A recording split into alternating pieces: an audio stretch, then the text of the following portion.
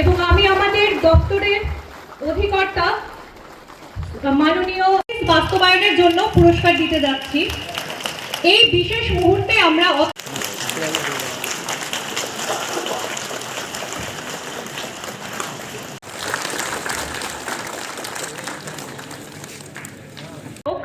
যা গ্রামীণ এলাকার উন্নয়ন পঞ্চায়েতি রাজ রিসোর্স সেন্টার হিসাবে কাজ করবে, সেটার ঘোষণা একটু আগে আমরা দিলাম, ইনোগ্রেশনও হলো।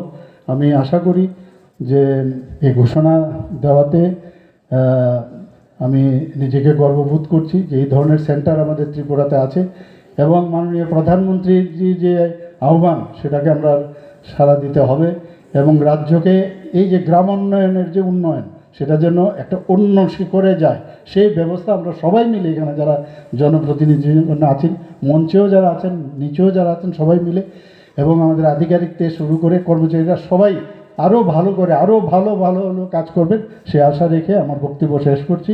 নমস্কার, জয় হিন্দ।